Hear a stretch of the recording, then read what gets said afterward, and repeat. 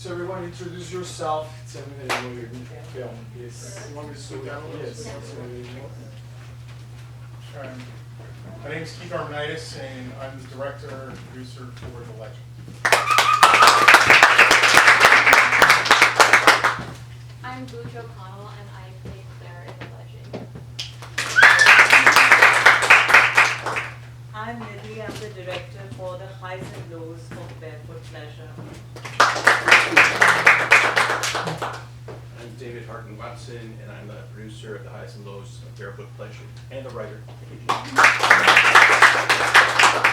I'm Sophia Campanella. I'm the director of Swipe and the co-writer and co-producer. Bravo. I'm Noga Aurel, and I'm the producer of Swipe. Hi, I'm David Levin. I'm the director of Outrage Olympics. I'm Joe Denenzone. I'm the producer, writer, and lead singer, violinist of Stratospherics and Outrage Olympics. So guys, so all the directors, where did the idea coming from? Why do you feel doing that film? Yeah, so actually this is the first film that I directed that I didn't write. It was part of a screenwriting group that was putting together an anthology of shorts. And they'd been working for like 5 years, just writing stories and stories. And so finally one day I said, you know, you guys have to shoot something. I go, movies are actually things people can watch, not just us arguing about, you know, plot points. And so, you know, they kind of held me to the task, and they said, well, you know, which of the things can you do? So when I originally looked at The Legend, it was about 15 pages, but I realized that the core of the film it's a heist film. It's a rescue. There was all this other stuff, political stuff going on. It's just all nonsense. I said, you know, the stuff that you capture everything in this one piece. And so I looked at it and I said, all right, we're going to encapsulate this part. We had it rewritten more as a little bit more actiony than it was before, and then we shot it. And then I called Booch and I was like, Booch, I have something for you. And then when I told her, she's like, okay, let's do this. So, you know, Yeah, exactly like that. It was right. It sounds like. Yeah, but yeah, and you know, so that I mean, so really it was supposed to be to help kick off the anthology that these people did. Okay. So the idea comes from David. He's the writer for the film, and the original writer is somewhere in London, and he's authored that book as well. And it's a climate fiction film. It's something he strongly believes in, and he's a big science fiction, paranormal, that kind of a person. He believes in all that stuff. And while I was making it, I had to believe in it also, because that was his vision. I totally respect that. And climate change is not a hoax. I believe that. And there's a lot that all of us can do to make, contribute and get rid of our carbon footprint. And we should make an effort, an earnest effort. Even if we are on the other side of the politics, it's fine. We still can contribute and do our bit. Yes, in 2022, I put together this climate fiction anthology called Extinction Notice, Tales of a Warming Earth, and it's by authors from all over the world. And I picked a story from that anthology, The Highs and Lows of Barefoot Pleasure is the story name also, by Taria Carillion of England. And I wrote the script, I should say. She wrote the original story, I wrote the script for that. And it worked out well, I think. I feel like nobody knows what online reading is in here, so. Hey, No, there. not at all. I think that it's probably one of the most important and very relevant topics of all of our generations.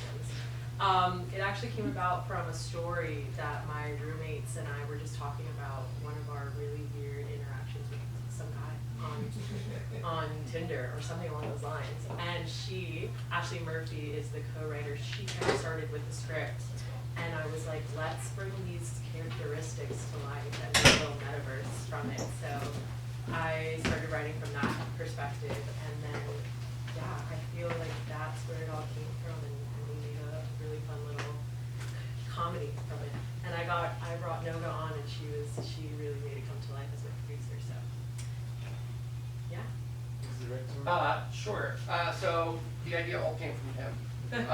He wrote this magnum opus, Outrage Olympics.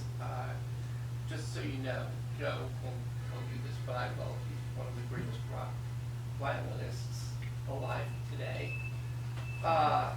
He has played with The Who and Bruce Springsteen. He has his own group, Stratospheres. He is also now a member of Kansas, tours with Kansas because their original violinists is no longer with them. So he and I had done a couple of videos together, and he said, I have this idea, and he sent me the music. And I said, okay, so what are you thinking of? And we sort of talked about the vision. He goes, I'd like to see burning books. I'm like, yeah, that'll be fun to shoot. He goes, can we do it in Times Square? I'm like, so there's this new thing called artificial intelligence, and maybe let's play with that. And so I started generating images, and the images were kind of surrealistic. And so I said, well, instead of like trying to say, okay, this is what's really there, let's put it behind you. Because the group also wanted to get performance footage in there, they didn't want it to be green screen, they wanted to feel pretty organic. And Joe's original vision was about cancel culture, not just on one side of politics or the other, but both sides are canceling each other out. And he can express that a little bit better than I can. But that was basically how we sort of said, okay, let's blend these things together. And then their performance was just magnificent. I'll let you tell your story. So I've had this band Stratospheres for like a million years. It's my brainchild, my passion project. I write most of the music, and I'm a big political junkie, and I'm a Bill Maher fan. Bill Maher was very critical of cancel culture, and he had this phrase he used in an episode called, he said Outrage Olympics, and really stuck in it as a catchy song title. And the song just kind of came to me all at once when I woke up one morning. It was on my head. And the idea is we live in the dystopian present. We're being surveilled by the government, and we're surveilling each other and snitching on each other. Whether it's, in recent years with cancel culture, with someone saying something that might have been misconstrued as offensive or racist and losing their jobs or losing their livelihood, or now when someone might be saying something against the current government and losing their jobs. So it kind of works both ways and kind of addresses those issues, surveillance from a governmental Big Brother standpoint and us spying on each other kind of thing. And having been born in the Soviet Union and having heard from my parents and grandparents what it was like, the censorship, I'm kind of experiencing deja vu through them about some of the things that have been going on in this country in recent years and currently. So that's kind of addressing those topics. And David has been a mentor to me about video production, editing, all kinds of things. So grateful. So let's go to the producer's one. What was the most difficult part of making this? So, Go. truthfully, the production was so smooth. I couldn't ask for a better partner to make it with. Producing was easy. Truthfully, it was pretty easy for us. I think we knew each other before. We knew what we're like working together. We used most of what we have already. So the apartment is where Sophia was living. The lead character we casted, but the two others were her roommates, and Ashley, who were writing it, that's the girl with the pink hair. And the post-production, on the other hand, was the more time-consuming and less predictable part of it. We took a little longer to form together the story. We took a little longer in color, and we thought in sound, make sound something super. None of us filmmakers really understand what goes in it, other than you probably, who produce it and make it. But yeah, that was, I think for me, the post was the hardest part, but we went through all of it. Both of us have a different job, so we kind of had to spend time on both. But yeah, it was a giving birth for us. Maybe, I would say maybe getting all the guys, that was a lot of scheduling. We shot in 2 days. I And feel like we did it in a week. We got the 10 guys. yeah, in a week we got 10 guys. The whole production was. And they were in and out production. within 2 hours, and it was great. Yeah. So it was kind of like a revolving door of these guys. Oh, Yes, let's go to it's that challenging. here. How do you work with kids? Did he give you room to improvise, or he guide you very much? Tell us a little bit about collaboration. Pretty good work. Oh, thank you. It was really great working with Pete. We've been kind of discussing for a while, like eventually doing something together, and we started aligned and we got to do it. And yeah, there was some improv involved. The scream, I improv'd. I asked Keith, like, hey, can I like scream if I want to push him into his death, I guess? And then he's like, you made fun of me for that, actually. I haven't forgotten, but You scared the crap out of the entire crew. They were like, what the fuck? it felt like it was She the so right thing funny. to do. Yeah, But it was great. It was yeah, great. so that was like a fun improv moment for me, for sure. So I just want to open for one question that everybody can answer very quick. Anybody from the audience have a question? What was the most rewarding moment of the process for each of you?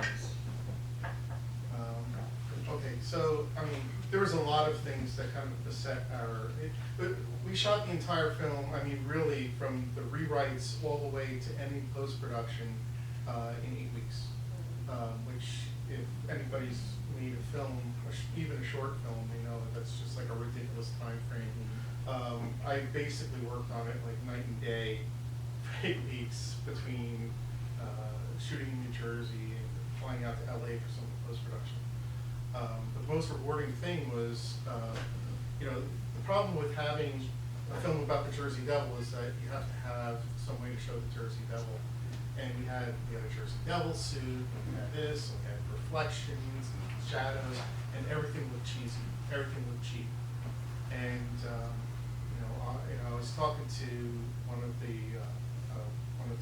cinematographers, and I say, I got this idea. Why don't we show the point of view of the monster?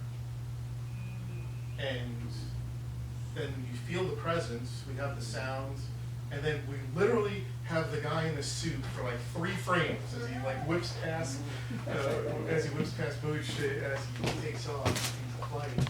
And I knew that the film would not work unless you believe that part.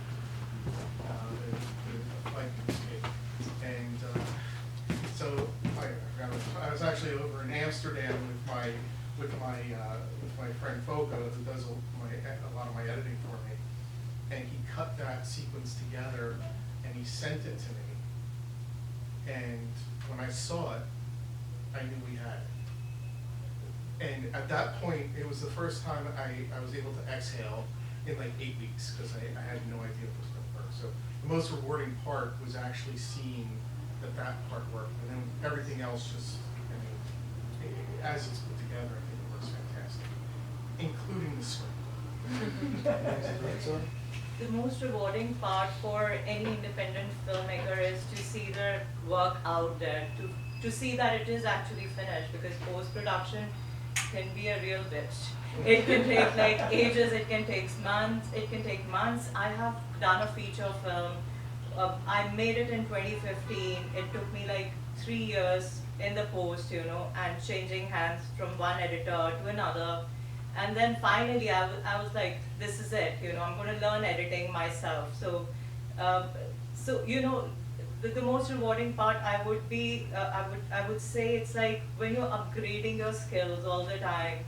And David made it very easy for us because it was his vision, and he actually worked so hard on the set, on the props, and the set is also one story because we shot it in Sandy Hook and we had to make it look like it's a desert and things like that. So the Reiki was very important, but something that really stands out is the sets, the uniform, even the the flagpole and everything. So he worked hard, and even the logo, he actually went through a contest, online contest, and there were people who were pitching in their designs. So it was a team effort, but having a producer who's like really on top of everything, that was very rewarding in this film. Nice work, I feel like the set experience is unlike anything for a director, and to have such a beautiful time with your cast and your crew for however long you're going to do it for, and shooting a film together, bringing those brings, you know, kind of your best people together and creating something that you all all enjoy is one of the best experiences I could ever ask for. We laughed so much. We could not. I mean, like, just to hear laughter constantly on set, like, we all know that sometimes it's one of the most stressful environments to be in, because you don't want to take advantage of anyone's time, you don't want to get anybody hurt or anything along those lines. So having everybody just happy and just willing to do something fun for everyone else to see, that's one of the best experiences I could ever ask for. So. And the next director, you guys can show them the. Sure, well, first of all, we shot with 6 cameras on one day, and then the next day we shot with, I think, 3, including 1 drone, and just flew around. Joe had a lot of sort of thoughts in his head, and we sat down to sort of say, okay, let's try to make it coherent. He actually ended up doing the editing, which was huge. Monster project, because if you multiply 6 by like 10 cameras, that's like 60 takes, you know, and every camera got something different. To me, what was the most gratifying, other than working with the whole band on the set, which was astonishingly, watching them play it perfectly every single time, over and over and over and over. Watching Joe play, which is like a privilege in and of itself, if you ever get a chance to go see him. But watching to see, ultimately, you know, we sort of said, okay, we're going to do the AI, which came out really kind of nicely for the time a year ago, and marrying it with the footage so that it looked all of a piece, as opposed to looking like they're in different places, so that it sort of felt organic, and then seeing how that came together in the final piece. As with everybody, I would guess, without being, as much as shooting it and everything, the best part is it's done, and you know it's done. That to me is the best part.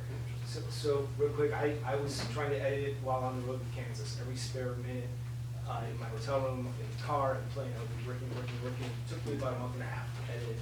I did 7 multi-edits for each camera angle, and then I did a multi-edit of all the 7 multi-edits. And multi-cams, yeah. Yeah, a multi of the multis, and then I added footage, different footage on top of that, performance footage, running, blah, blah, blah.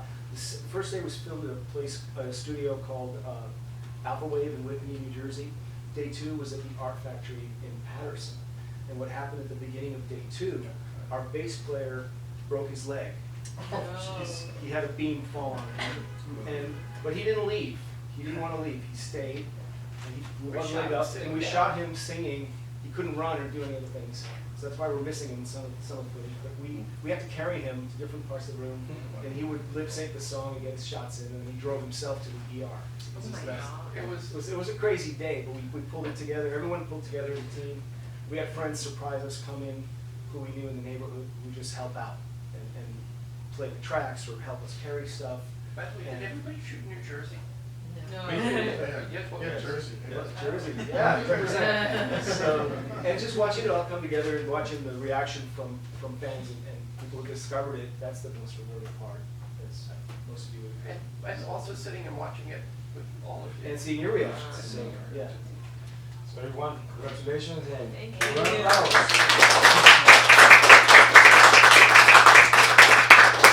So we're gonna continue with the next block. So if you wanna stay, you can stay. If you wanna step out of the room, I appreciate it. All right. I love the.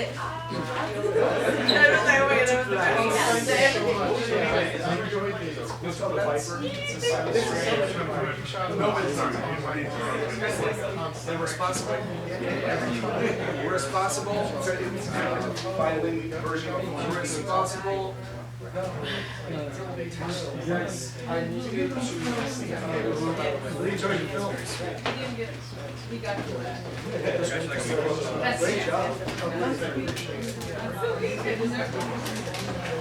No, I mean, my cord disappeared.